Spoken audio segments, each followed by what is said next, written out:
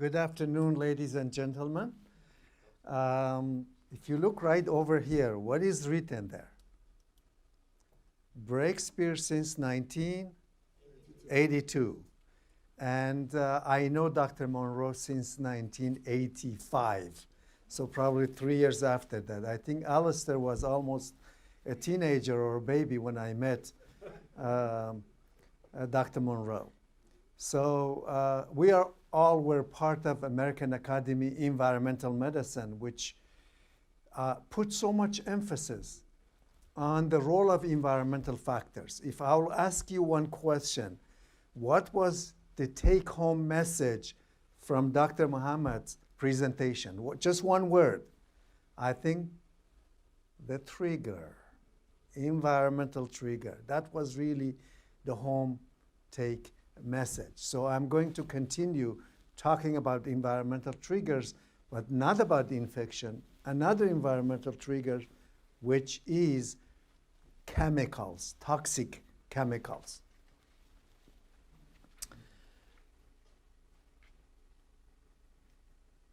You see the rubber duck, right?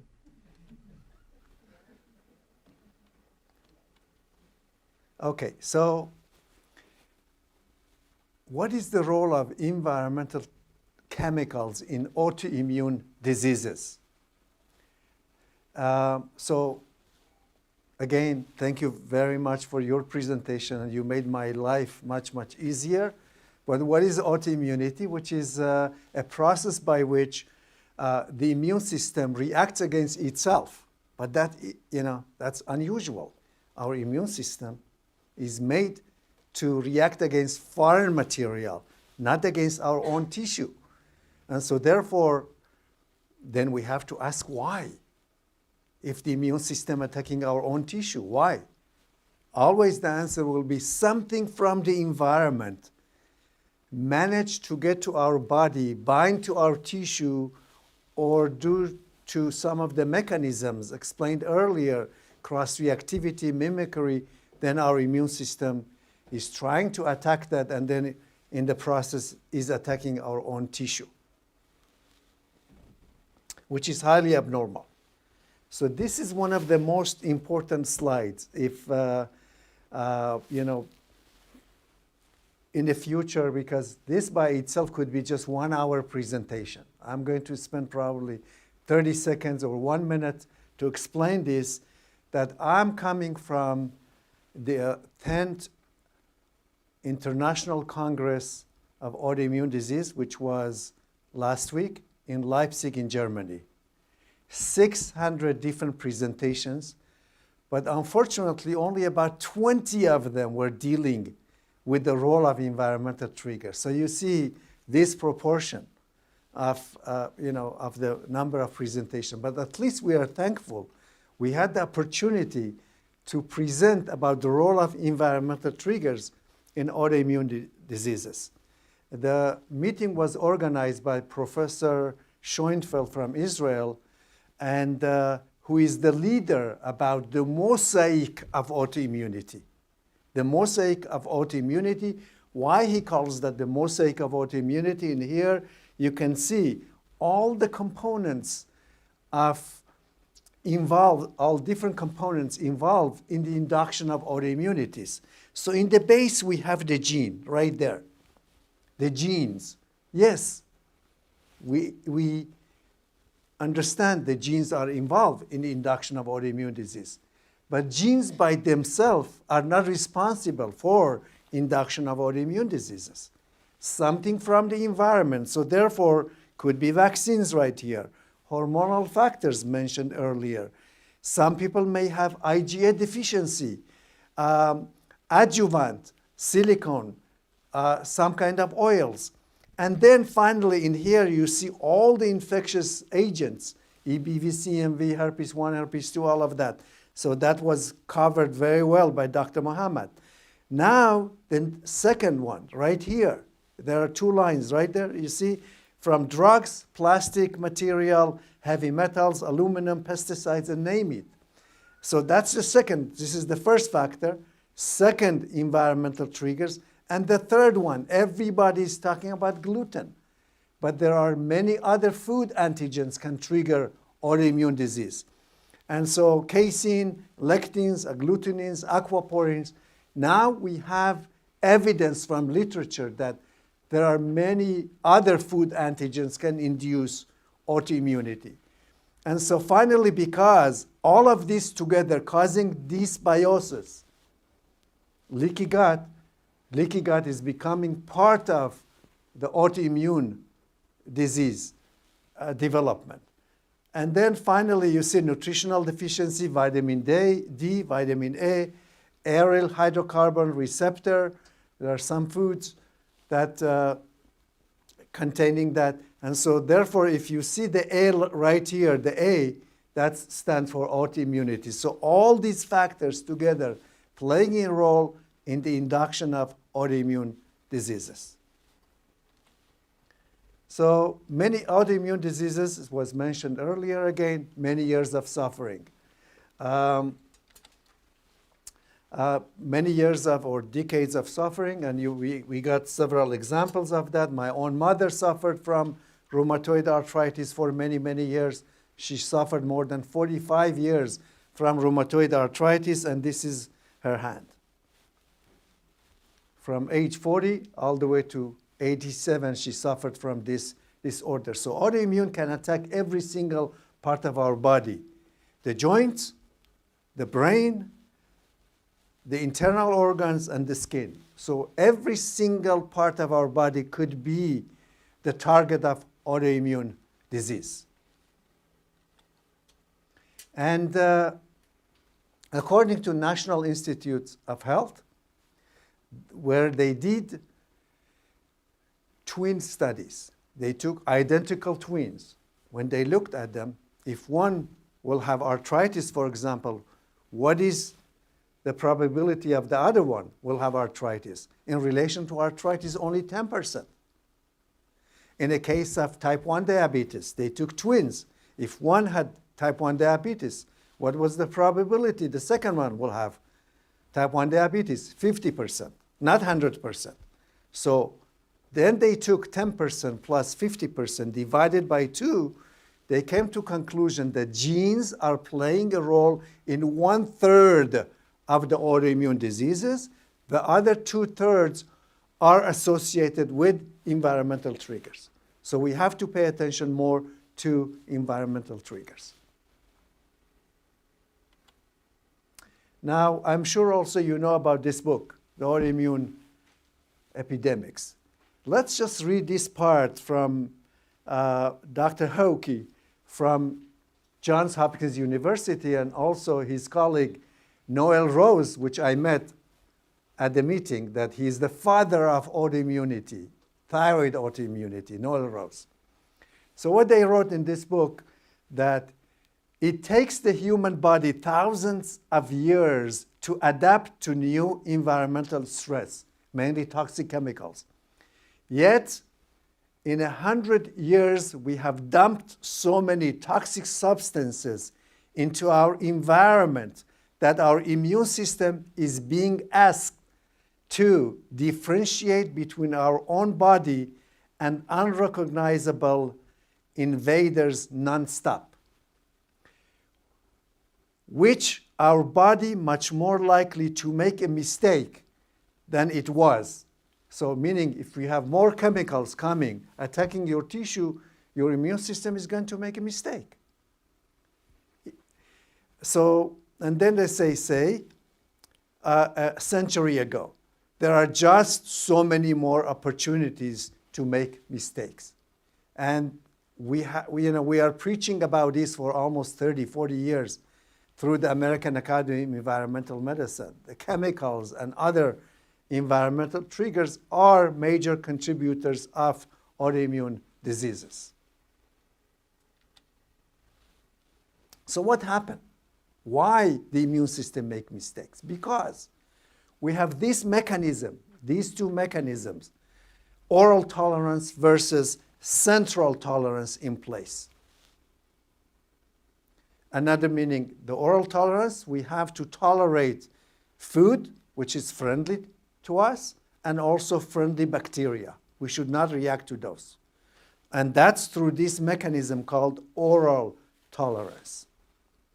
The second mechanism is central tolerance. In our thymus gland, where lymphocytes migrate to get their education, they migrate from bone marrow to the thymus to get their education. There they have a computer within. They can differentiate between self versus non-self. Any white blood cells, lymphocytes, which have a receptor for not self, they have to migrate to the blood and different tissues where they stay there and protect us against foreign material, bacteria, viruses, and parasites. But any lymphocytes who carry receptors for self, they should get eliminated. So if this process breaks down, the result could be autoimmunity. And chemicals can contribute significantly to that computer to make a mistake. And so therefore, environmental triggers can cause abnormality at the level of oral tolerance, can cause abnormality at the level of central tolerance. And there are very important type of cells involved in this mechanism of induction of tolerance. So that's why I'm asking, what are the most important cells in our body?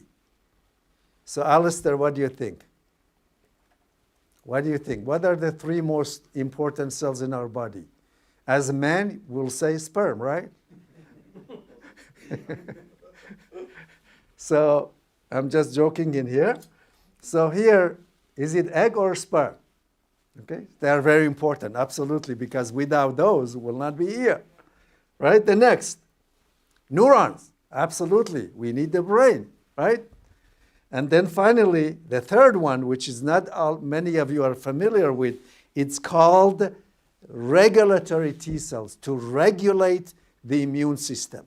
So when tolerance is induced in our body, these cells are playing a significant role in the induction of oral tolerance as well as in the induction of central tolerance. That's why I believe these are the three types of cells which are extremely, extremely important in our body. So this is a beautiful picture from Science about a couple months ago. They explain actually how does the immune system can tolerate the food that we eat every day. A child is born and is building the immune system, and during that process, the Treg cells are going to be developed, and those Treg cells can suppress immune reaction against food and can suppress also immune reaction against friendly bacteria. And that's how we live in harmony with the food that we eat every day and with the friendly bacteria. So any breakdown in this process of immune tolerance can result in inflammation and autoimmunity. So this is the full article, Mucosal Immunology, published in Science 2016, a month ago. Dietary antigens limit mucosal immunity by inducing regulatory T cells in the small intestine. And one more time, we explained that if this is regulatory T cells, which helping in induction of tolerance, but failure in tolerance and lymphocyte activation, if you have too many cells get activated, the results of that could be inflammation, inflammatory disease, and then we react against self antigens, which we are not supposed to do it under normal conditions. So this is the cell. One more time, I'm explaining why. Because Treg cells, the transcription factor called FOXP3, that's why in order to remember, I put the picture of a fox in here. So there are, now we learned, up to 6 months ago, I thought there was only one type of regulatory T cells. Now we know there are 4 types through this article. There are 4 types of regulatory T cells. One is in thymus, which is important. I explained that there was a computer within. This is the computer in our thymus, which suppress any immune reaction against self, but should not suppress immune reaction against not self. Then these cells migrate to the peripheral blood, so there are Treg cells in the blood. That's why we call them peripheral Treg cells. In the intestine, small intestine, we have one type of Treg cells. In the colon, we have another type of Treg cells in order to regulate the immune system, both in the gut and as well as in the large intestine. So these are the type of cells that we should know about that play such an important role in protecting us against inflammation and autoimmunity. So right now, let's take this back to the basics of genes plus 3 environmental factors are responsible for induction of autoimmunities. So I would like to interject a little bit in here from what we heard from Dr. Mohammed earlier, and also what I heard at 10th International Congress of Autoimmunity, just scientists doing right now. So talking about the patient with rheumatoid arthritis or thyroid autoimmunity, because lymphocytes who make antibodies are responsible for making these antibodies, and antibodies can attack our tissue, what they presented was, let's use some kind of molecules or medication to downregulate the immune system or to block receptors on B cells in order not to produce antibodies. And that was the most advanced message that I heard from these autoimmunologists. But ladies and gentlemen, doctors like Dr. Monroe and other doctors who are practicing in this field, they teach us saying that if Borrelia burgdorferi can cause rheumatoid arthritis or multiple sclerosis, no matter how much you try to downregulate the B cells not to produce antibodies, unless you remove the trigger. First identify the trigger, then remove the trigger. Then even if you block the B cells, 6 months later, you'll be in the same place which you used before. So now your patient spent probably $10,000, $50,000, $100,000 in order to suppress the immune system or downregulate the immune system for prevention of autoimmune disease, then you are not going to help your patient unless you remove the triggers. So we are not against what autoimmunologists are doing. We are enhancing that, saying that please identify the triggers, then remove the triggers, and then give treatment to your patient. So whether that's Borrelia burgdorferi or Yersinia enterocolitica or chlamydia or mycoplasma or toxic chemicals, which I'm going to talk about. Let's identify the triggers, remove the triggers, then you enhance the capacity of repairing the patient's abnormalities. So this is another way of looking at the same thing, about the role of environmental triggers, in this particular case, the exposomes, what we are exposed on daily basis. So the exposomes can affect our microbiomes. The microbiome can affect our genome. The exposome can affect our proteomes. The exposome can affect our metabolome and immunome, and if we don't do anything about that, the end result could be autoimmunome.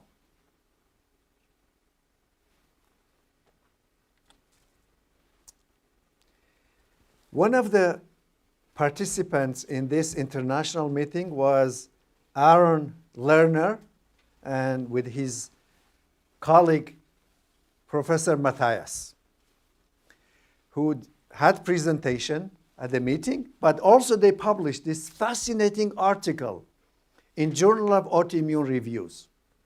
So what they showed us in this fascinating article, that glucose, salt, emulsifier, organic solvents, gluten, microbial transglutaminase, nanoparticles, by the way, lots of medications have nanoparticles on them,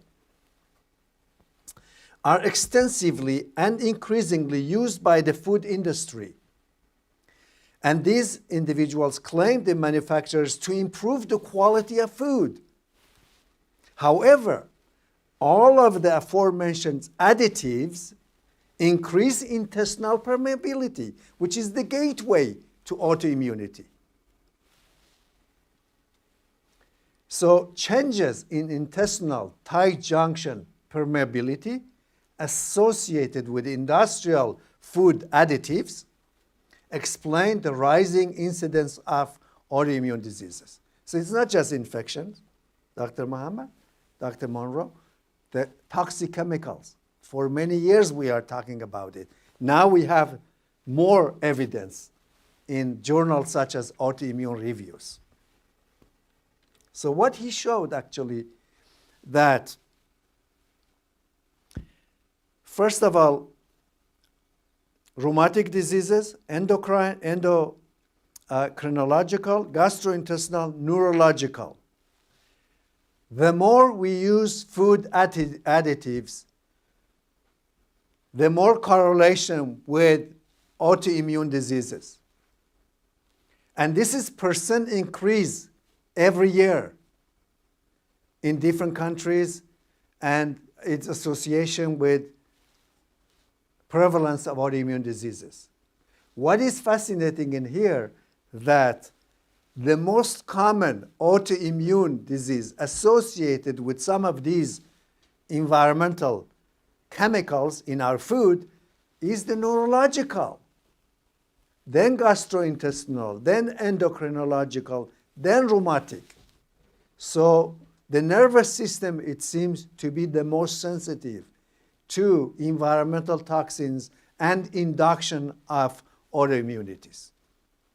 And we knew that for many, many years, that I did publish at least 7 or 8 different articles about levels of antibodies against nervous system antigens in various autoimmune diseases due to exposure to environmental toxins. Now it's good to see that there is association between some of these additives in food and induction of some of these autoimmune diseases. So yes, you were asking me before, some of you, if we identify a trigger, what can we do about it? My answer is educate your patients about their diet to remove some of these chemicals. Not to have that food, which for example, if contains food colorings. Simple as that. So therefore, there is a lot that we can do. After identifying the triggers, we can remove the trigger and we can repair some of the immune abnormalities. So what he shows again in this slide, this is the last part of his article, was that food industries, bakery, meat, fish, confection, oil, coffee, beverages, others, contain glucose, salt, gluten. What is microbial transglutaminase? Anybody knows? Microbial transglutaminase. In America, it's called meat glue. It's an enzyme that you can take lots of leftovers of meat, glue them together, add some food coloring to it, and make steak that even the butchers cannot differentiate between real steak versus the steak made by meat glue, which is called, scientifically they call it microbial transglutaminase. That's why your patients, when you do measure antibodies using array 3 of Cyrex, and your patient is having antibodies against transglutaminase 2 or 3 or 6, ask yourself, maybe my patient is exposed some of this meat glue. And if I remove that from the diet of the patient, I may be able to reverse that type of autoimmunity in my patient. So therefore, glucosal, meat glue, emulsifiers, organic acids, nanoparticles, all of them have the capacity to open the tight junctions. And look at this expression, they call that autoimmunogenic additives. Autoimmunogenic additives. They have the capacity to open the tight junctions and then induction of autoimmune disease by breaking the tight junctions and activation of the immune system and autoimmunities. So what do you see in this picture? If your patient is having autoimmune disease, are you going to give them, some of these cakes, whatever is in here, made in aluminum? The answer is no. Okay, so why then, or some of, or this one? So we have to be more aware that lots of things we do on daily basis, which we do not, pay attention, but some of these are really become autoimmunogenics. And I have in my pocket example of that right here, right? Espresso, automated espresso. Put it in a machine and then push it down and then you get your espresso. But in the process, you are going to get 50 different environmental toxins in that espresso. So you have to educate your patients about some of this.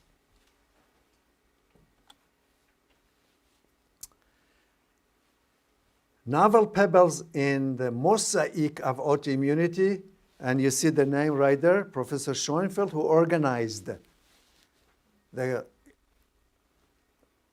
Autoimmune Congress in Leipzig. And he talks about some adjuvants, such as aluminum, are recognized as causal factors in development of the autoimmune response. And an entirely new syndrome, the autoimmune inflammatory syndrome induced by adjuvants called Asia, has been recently described. And ladies and gentlemen, what do we have here? Aluminum. So therefore, please pay attention to some of these environmental triggers which are responsible for induction of autoimmunities.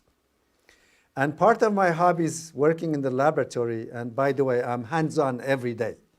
Not only I do research and I do clinical testing, and also I love to do sometimes these kind of experiments. One day I asked, what is the pH of some of these drinks? So what I found that vinegar is about 2.2, 2.3. And guess what? Pepsi, 2.14, Coca-Cola, 2.21.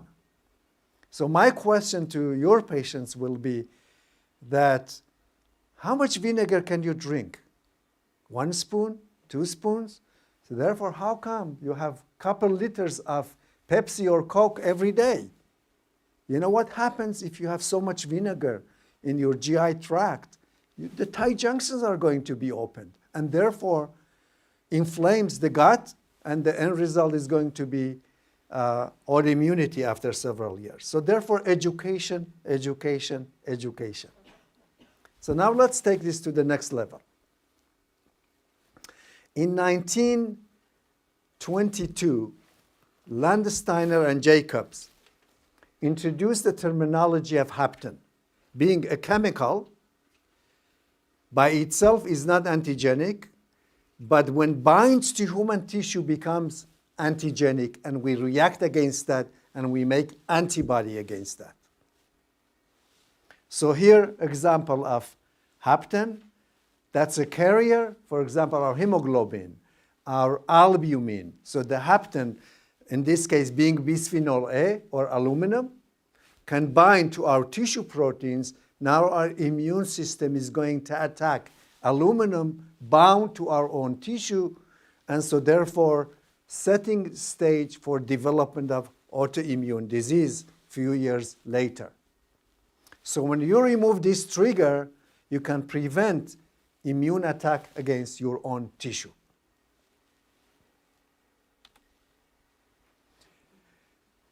And a few years later, in 1952, they took some chemicals, applied it to the skin, and then the chemicals could bind to the skin proteins, inducing immune reactivity. So that's in 1952.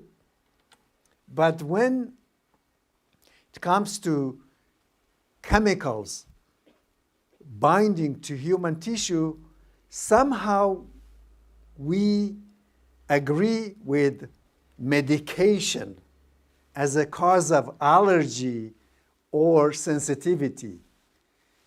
And here, example from textbook of immunology, that penicillin as an antibiotic in certain individuals could get metabolized, then bind to our own proteins and form a new antigen. And so therefore reacting against penicillin plus the protein, which is penicillin, is bound to. Almost 90% of clinicians accept that. But when you change this to another chemical, whether that is formaldehyde or aluminum or bisphenol A, somehow there's some kind of blockade in the understanding. They cannot comprehend that. But this is the same.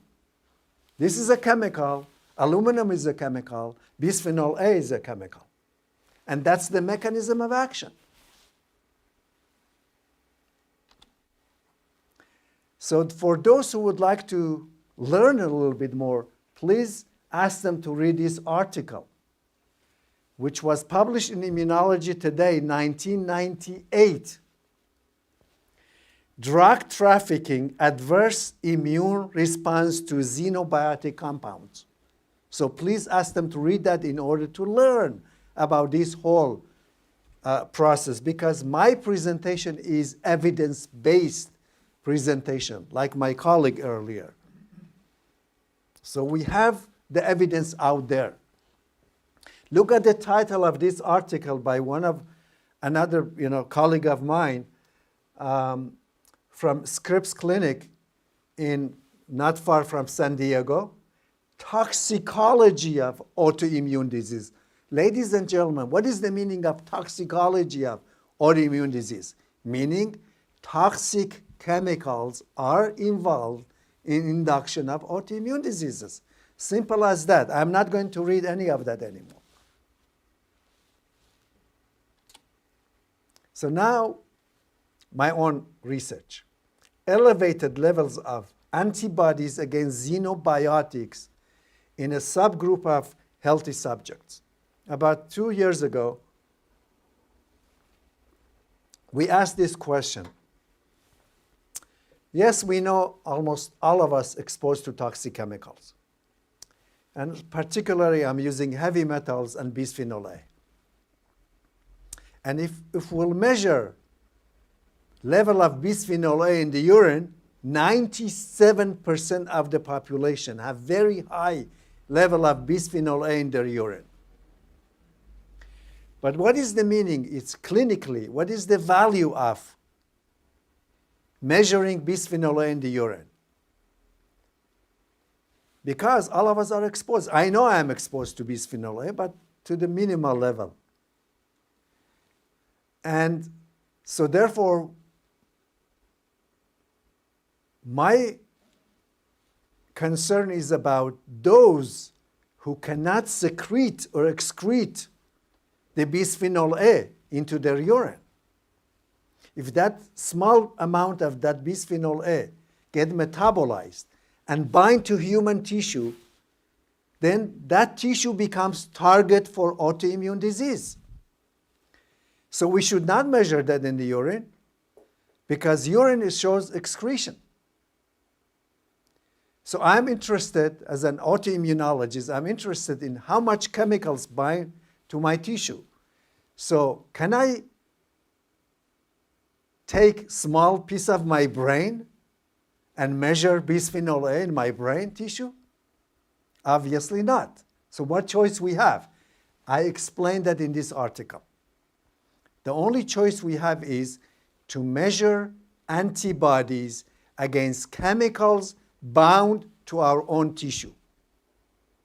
And that's how they accepted this article for publication. They said the idea is very novel and is challenging the status quo. What is status quo? Measuring chemicals in urine, measuring chemicals in blood. But I was challenging this whole subject, saying that measuring chemicals in the blood and urine is not good enough.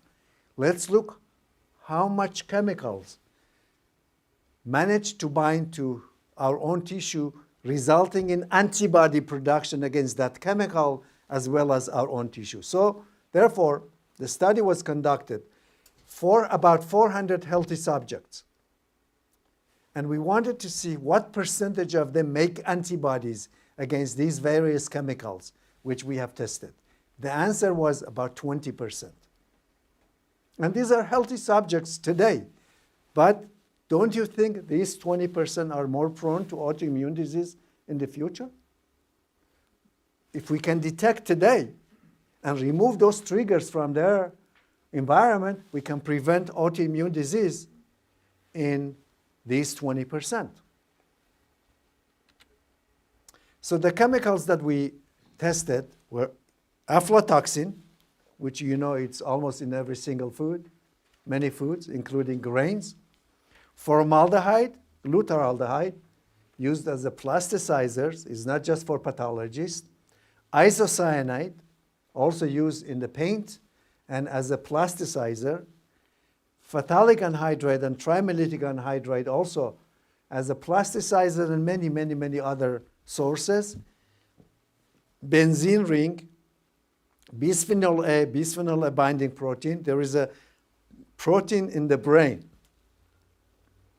that bisphenol A covalently can bind to that. It's an enzyme, and inducing antibody production against our own brain tissue. Tetrabromobisphenol A, tetrachloroethylene, parabens in cosmetics, mercury and other heavy metals, and there are some other chemicals that we are looking at as well. But in this article was about these 12 different chemicals, which is part of Array 11 at Cyrex Laboratories. So aflatoxin, why is so important? Because, why I use aflatoxin? Because people can connect with aflatoxin, like with penicillin. Aflatoxin actually, this is part of the textbook of biochemistry, that aflatoxin in some individuals goes to the liver and we detoxify that. But in certain individuals can bind to our own protein and our own DNA, causing autoimmune reactivity. We are accustomed to look at anti-DNA antibody in patients with lupus. But we don't ask why our patient is making antibody against its own DNA. This is the answer. Some chemicals can bind to the DNA, and the result is antibody production against our own DNA. So we found 17% made antibodies against aflatoxin at 2 standard deviation above the mean. This is the normal ranges. Right here you see lots of people who made some antibodies, but they were not that high. But about 17% made significantly high levels of antibodies. And in my opinion, these are the individuals who are more prone to autoimmune disease. The same thing with formaldehyde or glutaraldehyde. I don't have time to go through some of, details in here where you can find all of that. But we found 13% reacted to formaldehyde. Isocyanate. Again, we found 14%. Trimellitic anhydride, phthalic anhydride, the same percentage almost. Now, this article was published in, I think it's in, Environmental Health Perspective. What is Environmental Health Perspective Journal? It's official journal of National Institute of Environmental Health in North Carolina, part of National Institute of Health. So it's the most reliable source. What do they tell us in this article? That reducing chemical migration in food contact material. Till now, I thought that you have to have like liquid in a plastic bottle in order bisphenol A or other chemicals to get into the liquid which we drink it. Now in this article showing us that it is enough to put, for example, piece of salmon in a plastic dish. Just by contact, chemicals from that plastic can get it into the salmon. Then we cook the salmon and we have the salmon plus bisphenol A. That's what they're telling us in this article, and that's why they put some of these pictures. So some of these pictures that tuna versus some of these cans, even some of these cartons we are using for purchasing milk, whatever, there's a lot of contamination. A lot of chemicals can get into that milk or other products. So therefore, education, education, education. And so we found 12% reacted to trimellitic anhydride. And then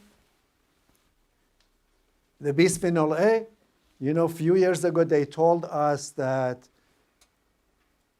let's change the structure of bisphenol A, change a metal to another group, and then the same plastic introduced to us with different marketing plans.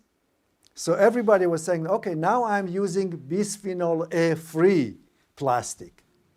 This article is telling us that this is rubbish, right? In England, you are saying that in the UK, it's rubbish. So it is the same thing. It's like medications. Companies are changing a little bit the structure of certain medication. They introduce it for another 20 years, but it's the same medication. So in here, I'm saying that plastic is plastic, no matter how it's made. And this is from Science 2015. So what is wrong with these plasticizers, such as bisphenol A? Okay, so we call these endocrine disruptors. What are endocrine disruptors? They interfere with the endocrine function. And here is a cell has a receptor. The hormone binds to the receptor. When the hormone binds to the receptor, activate several cascades of events. Several cascades of events occur and signals goes through and cell function is triggered. So hormone binds to its receptor, then ends with cell functionality. So far you are with me, right? So now what will happen if this is the hormone and this is bisphenol A? And this is real. So bisphenol A now binds to the cell receptor and the hormone cannot bind, compete with that. And the signal is not the same signal. The end result will be abnormal cell function. Cell function interference. In some cases, that the chemical looks like hormone blocker. We call that xenobiotics. The same thing. Binds to the receptor, and hormone cannot bind, and therefore cell function interference. Simple as that. That's why endocrine disruptors can cause autoimmunity, such as thyroid autoimmunity and other autoimmune diseases. That's the mechanism. So we found 26%, the highest, 26% of the population, healthy subjects, made antibodies against bisphenol A. And that's only IgG. We measured also IgM. We measured also IgA. If we add those, we'll get about 40% of the population reacted to bisphenol A and made antibody against that. Meaning chemicals are not in and out. Chemicals and their metabolites can bind to human tissue and causing or setting the stage to development of autoimmune disease. And then with one of my colleagues, this is an article just we wrote recently, we're just sent for publication. Let's look at the title. Correlation between antibodies to bisphenol A, its target enzyme, disulfide isomerase, enzyme in the brain, and antibodies to neuron-specific antigen, such as myelin basic protein, myelin oligodendrocyte glycoprotein. So what we showed that if a patient is making antibody against bisphenol A, the patient also is making antibody against its target enzyme in the brain. So there is direct association between antibody against enzyme in our brain versus bisphenol A. Then the next question was, how about antibodies against myelin basic protein, which are some kind of biomarkers for detection of neuroimmune disorders? And the same thing, we found direct correlation. And there are many more slides like myelin oligodendrocyte glycoprotein and all of that. So it is much more complicated than what we think. You get exposed to some of these plasticizer or other chemicals. Chemicals can change the integrity of the gut. Chemicals can change the structure of our proteins. We react against them. We make antibodies against those tissues, including various brain tissue antigens, and therefore the end result could be autoimmunity, including neuroautoimmunity, meaning autoimmunity against our own brain tissue.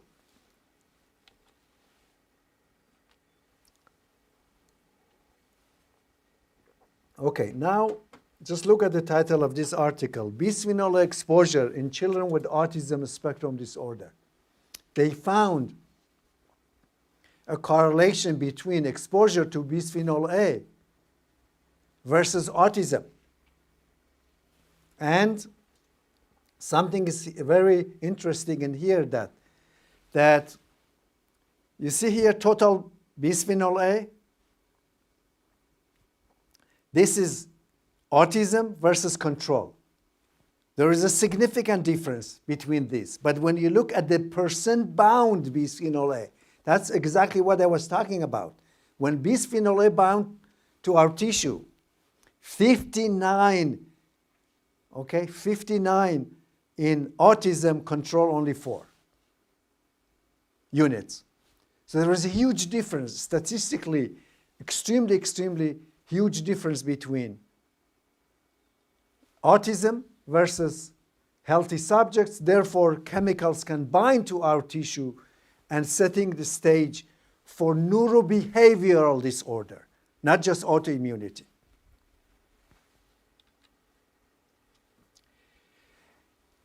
Again, look at the title of this article. Lots of colleagues, lots of doctors are calling saying that, doctor, how come that 20 years ago, people were not reacting to the food they were eating. How come so many are reacting to the food that they are eating? This is one of the answers. That the food that we eat is contaminated with many chemicals. Chemicals bound to the protein of the food. And then when we consume that, our oral tolerance, our Treg cell is not working properly. And so therefore, food intolerance at adulthood after prenatal exposure to endocrine disruptors, bisphenol A. So here they're telling that if the mother is exposed to bisphenol A and the child within is exposed to bisphenol A, that child is going to develop food immune reactivity in the future because his or her Treg cell is not going to work.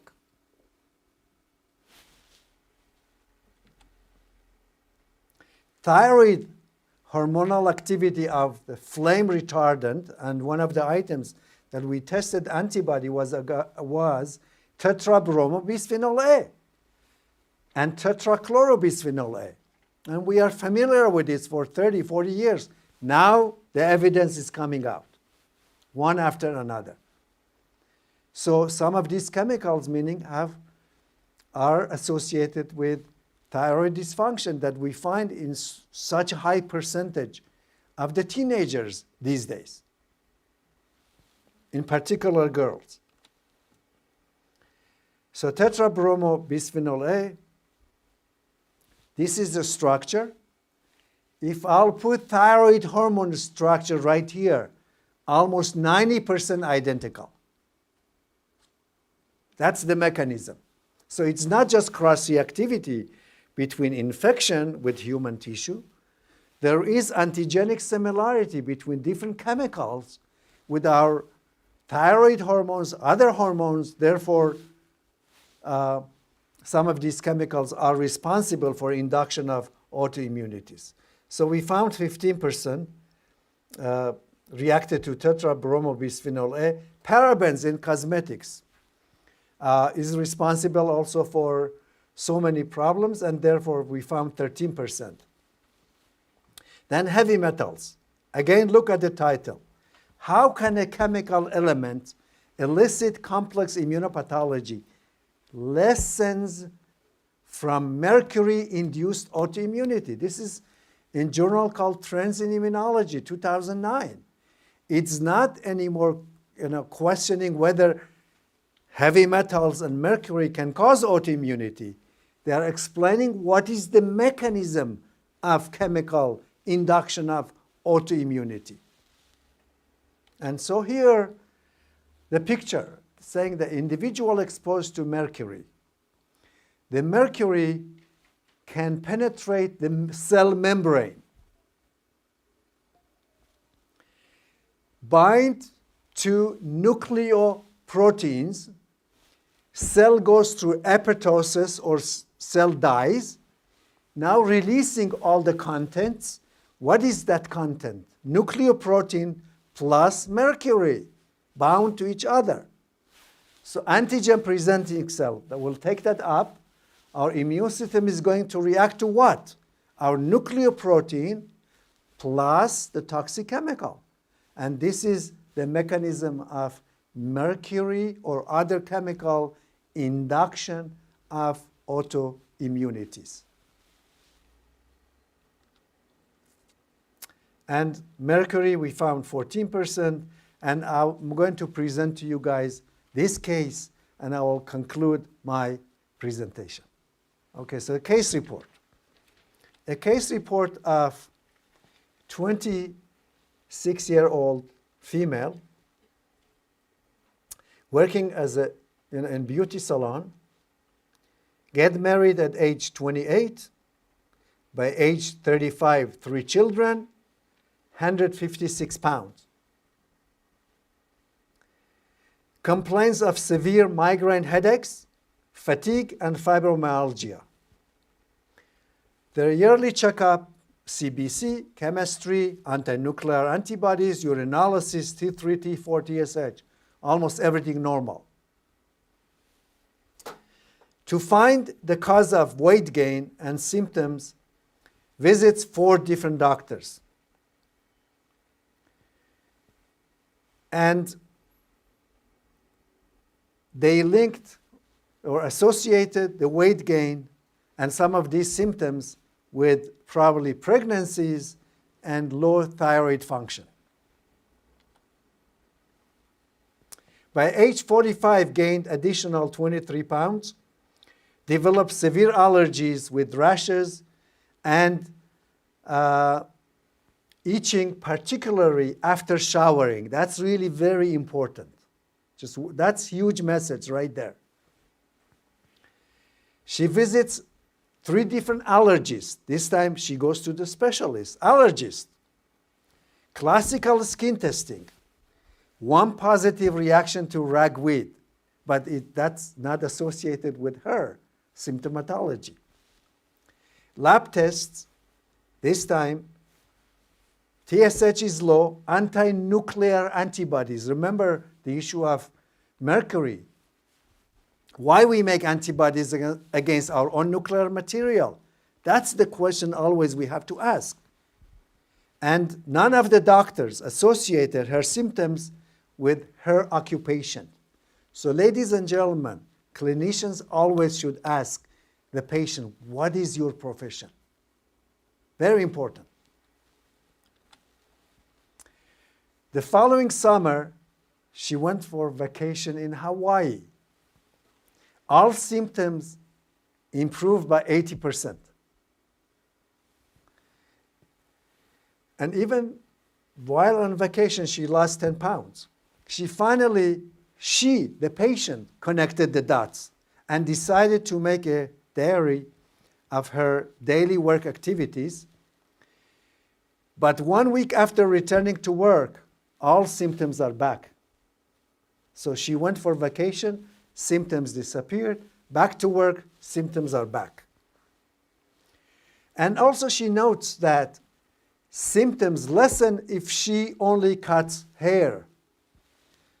But she experienced severe symptoms when she does hair dyeing, particularly Brazilians, which you know how many chemicals are introduced by doing that. After connecting her symptoms to her work environment, she consults a doctor specializing in environmental medicine, Dr. Monroe. Oops. Sorry.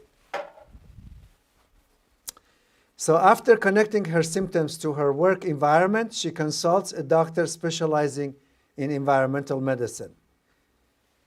At age 49, or 14 years later, a doctor finally associates the patient's occupation and her weight gain, allergies, anti-nuclear antibodies, or autoimmunities. The specialist orders array 2 for leaky gut, orders array 11 for chemical antibody, and array 7 for neurologic antibodies. And let me share the results with you. So what you see in here, that the patient is making very high levels of antibodies against occludin zonulin, right? 5.1, that's normal range is 1.5, and also IgM. So there is an issue with leaky gut in this patient, number 1. Number 2, chemical antibodies. There are some problem with aflatoxin, yes, but the main problem are with isocyanate, triamyllytic anhydride. Those are plasticizers, chemicals also in beauty salon, and other chemicals, tetrachloroethylene and parabens. So all these chemicals which are found in her environment, she made antibody against that. If 15 years before that would have done these panels, one could find correlation between some of these chemicals, she was working with them on a daily basis, and her symptomatology. And then looking at antibodies against myelin-basic protein, S-sialoganglioside, tubulin, cerebellar, synapsin, tubulin, and blood-brain barrier protein, The blue is the normal ranges, and the red is the patient. You'll see she made antibodies against her own nervous system antigen. If this patient would, if this patient will continue working in the same environment after 5 or 10 years, or 5 to 10 years later, most probably is going to develop full-blown multiple sclerosis, because all these antibodies are early biomarkers of autoimmunity, particularly neuroautoimmunity. So all of those were abnormal. So based on the test, detection of many abnormalities, he sent the patient to 2 weeks of detoxification program. There's an institute not far from San Diego, which I have been there, San Aviv Institute. And then they treat the patient with all kind of, sauna and colon therapy and all of that. Of course, the patient could not come to the UK to see Dr. Monroe, but that was the best she could do. And then she feels much, much better. She takes all kind of supplements to detoxify. And now she's back at work doing only haircuts and happy to have finally found the root cause of her problems. So therefore, once the root cause of trigger was detected, she was able to remove the cause and then repair her health by following some kind of protocol that I don't have it in here, but I'll give you the summary. So number one is really you have to have the capacity to detect. You have to have the right biomarkers to detect the problem at the early stage as possible. When you detected the problems, then remove the triggers. The triggers could be infection. The triggers could be toxic chemicals. The trigger could be certain food. Gluten is not the only one. There are many others could be responsible. That's why our Array10 is so important to be tested for. And then finally, you can repair the barriers. And at the beginning of my talk, I showed you the pyramid, right? The pyramid of autoimmunity. Now let's reverse the pyramid, which is V, Vojdani, my last name. Okay? So now what do you see in here? This is really if you take the pyramid, and this one will be the most important 2 slides to remember in my talk. Okay? So what we have in here, that on this side we have breaching the barriers. Here we have repairing the barriers. Why that's important? Because this is the root cause of autoimmunity. The barriers, breach in barrier is the gateway to autoimmunity. So what we have in here, low secretory IgA, low or high acid in the stomach, inactive, thin layer of mucus in our mucosal immune system, inactive digestive enzymes, undigested dietary peptides, undigested lectins and agglutinins, so gluten is not the only one, high salt diet, high sugar diet, artificial food coloring, emulsifiers, organic solvents, nanoparticles, meat glue, lipopolysaccharides from E. coli and others, yeast proteases, and medications. All of these together can cause breach in the barriers, which can result in inflammation and autoimmunity. So how can we reverse this? And on the other side, we have here vitamin A or retinoic acid. Why vitamin A and retinoic acid?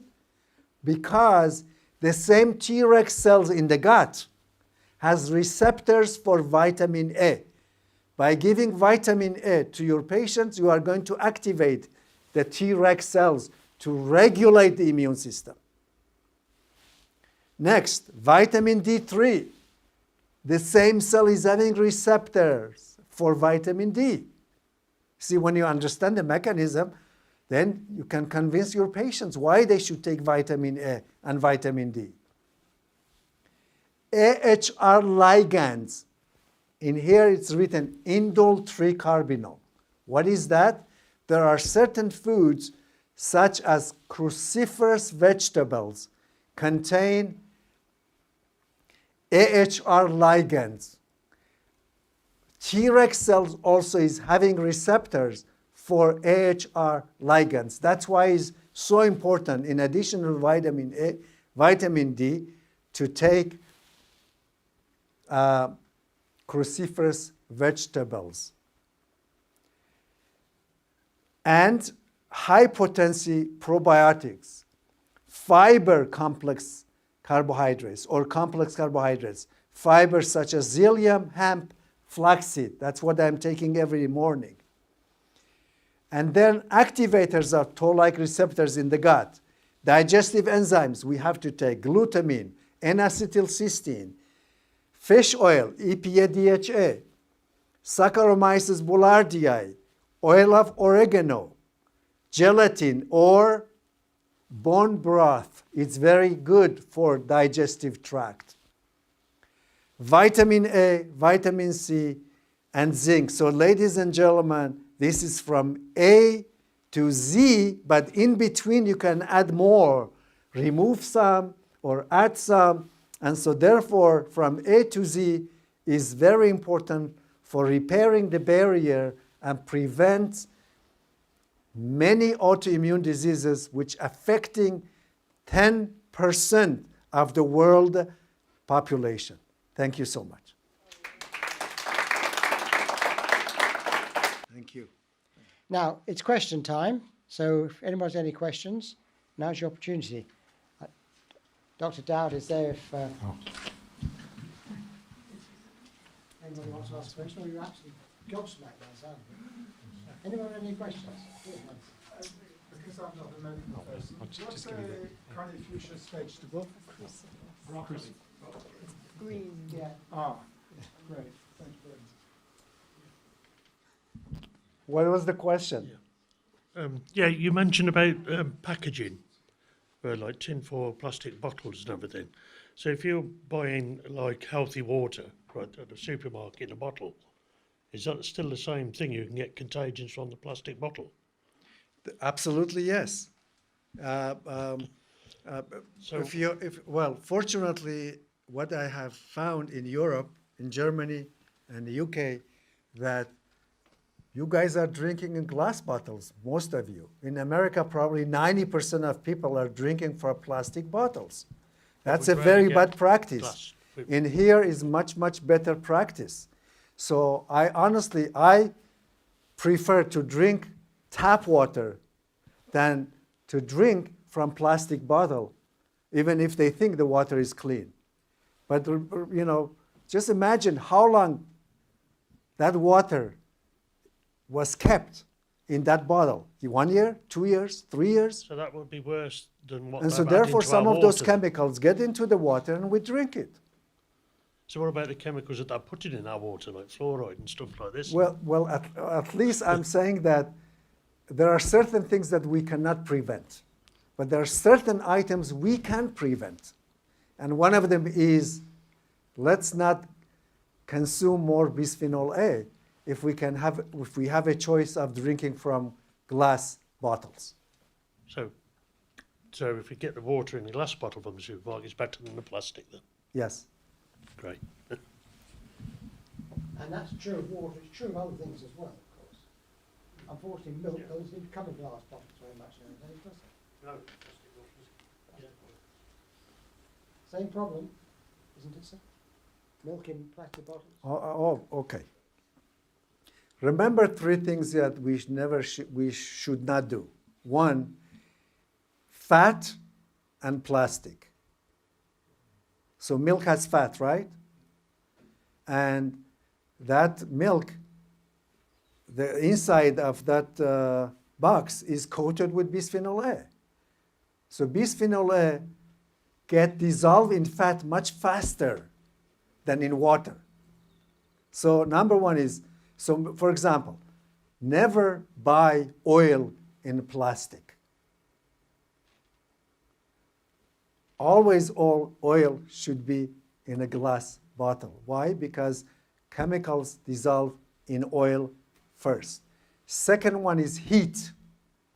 Higher temperature, chemicals get dissolved much faster. Number 3, alcohol and plastic. Alcohol dissolving in the plastic, and so therefore, please, if you enjoy your alcohol, at least drink it in a glass container and not plastic. Those are the 3 items always we should avoid. Add to that? I'm just going to say here, they've started selling olive oil in plastic bottles, which I was very saddened by. In this country, yeah. Yeah. Could I ask how salt affects you said a high salt diet affects the intestinal barrier. Could you Yes. explain how, please? Yes. Thank you. There are type of cells in our gut called T helper 17. T helper 17 act exactly opposite to Treg cells. High salt diet activates T helper 17, which are more pathogenic and autoimmunogenic. If you are interested to read an article in journal called Autoimmune Disease under Vojdani, the mechanism is under my name. I don't know, it wasn't in here. So if you go online, just Vojdani, the role of environmental triggers in autoimmune diseases. You will find that article. And so I explained the mechanism, how high salt diet activates T helper 17s, which are responsible for the induction of autoimmunities. That's why high consumption of salt is associated with higher levels of autoimmunities. Could I ask a follow-up? I thought we needed salt to produce hydrochloric acid for us in our stomach to digest food, especially protein. Okay, some of us, we have low stomach acid, we need to take HCl with the enzymes. Some of us, we may have high stomach acid, so we have to be careful about that. It's not good for everybody to take HCl with digestive enzymes. So if we had a low salt diet, had we, without taking, say, betaine HCl, how would we make the stomach acid without salt? Well, minimal amount of salts, regardless, can get into our body. If you remove completely salt, not to add salt to your food, you are going to get between 8 to 100 grams a day, just by eating normal food. So that is enough for our functionality.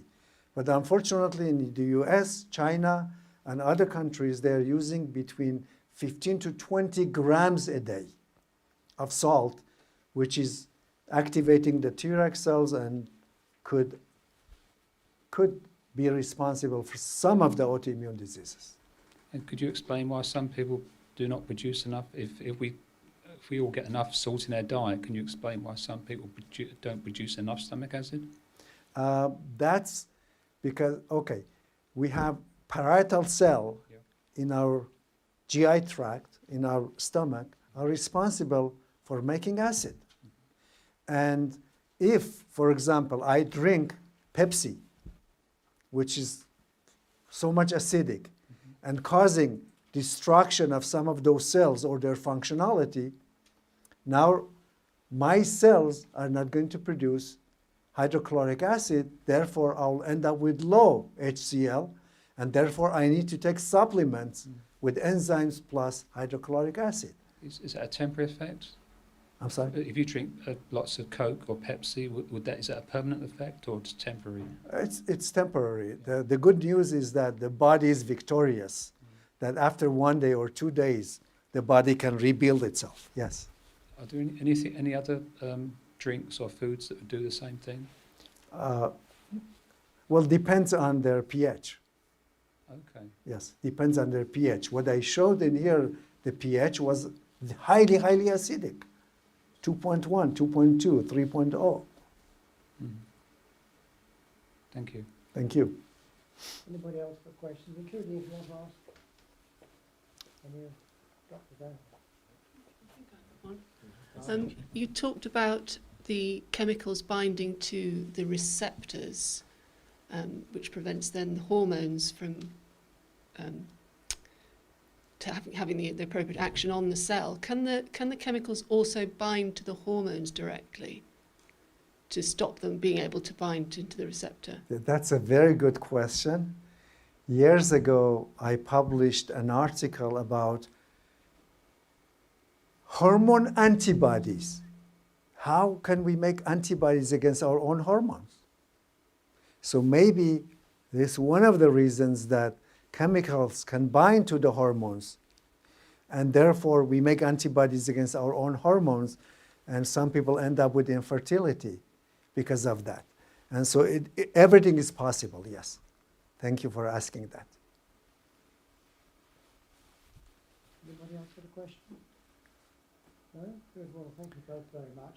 Yeah, Could I just thank go you. back- could you just go back to your slide that had the triangle with the 3 R, not 3 Rs, The first one, the let's see. first one, the end one. I know this Towards the end. third one. Let's see if we can.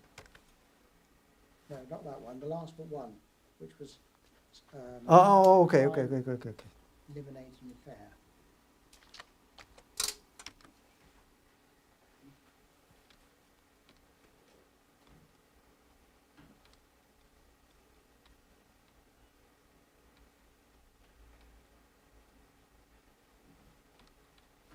That's the one. Let me just come over here. I think that's a very, very important slide. And again, it comes back to what I think we're trying to achieve. Most of the problems, and it's one of the reasons why we as an organisation are fairly closely associated with breakspear, because breakspear do things on this basis that most clinics and most GPs don't even know about, let alone attempt to do. You've got to detect. How many GPs could do the sort of detection that's done here? You've got to remove the triggers. Well, once you've detected them, you have a better chance of removing them, haven't you? Not easy, but you can certainly get rid of them or minimise them even if you can't remove them.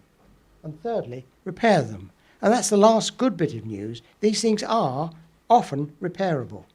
Some of the people that suffer from these things don't have to always suffer from them. They are repairable.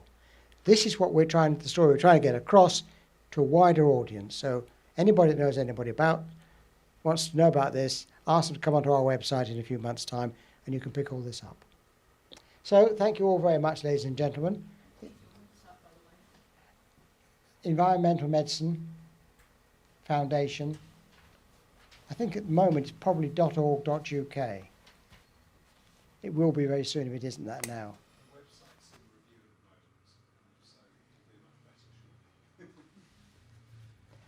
Okay, well, thank you, everybody. Maybe you'll come again. We will advise you of any further, and there will be further meetings a bit like this on other topics associated with these sort of situations. So watch this space, as they say. Thank you. Thank you.